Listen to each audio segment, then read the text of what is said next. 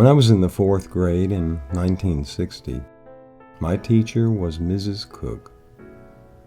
I attended Fowler Street School in Atlanta, Georgia. There was nothing singularly remarkable about Mrs. Cook. However, she was the first teacher to tell me that I was smart and full of potential. She said things like that to all of her students, but she crafted the words so that each compliment was unique to the particular child.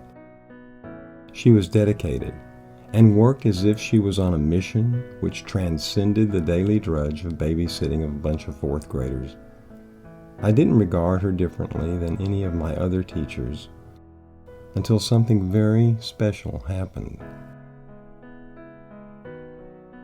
Near the end of the school year, Mrs. Cook gave her 4th grade class a science test.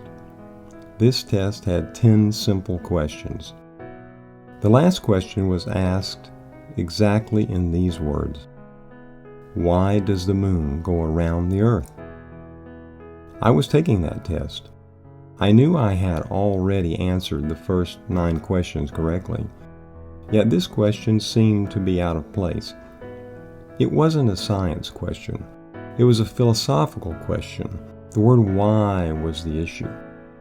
Certainly, the moon revolved around the earth, but why is it there doing that?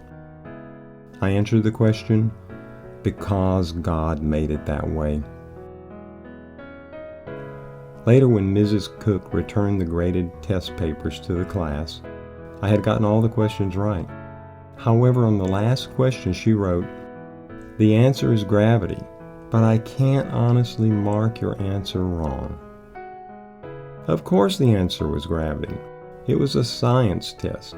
I had read into the question more philosophical depth than was necessary. It was a simple question which required a simple answer. In retrospect, the question probably could have been worded better, but it really made me think how science and God can't be easily divorced. This was the only science question I had gotten wrong that year.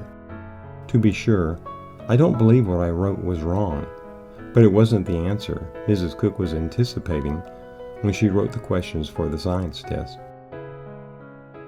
Remarkably, Mrs. Cook refused to count the answer wrong. She refused to discourage the faith of a 4th grade child. Through the passing decades, I often recollect on Mrs. Cook's simple act, which had an astounding ripple effect through my life. Until we reminisce in heaven, she will not know.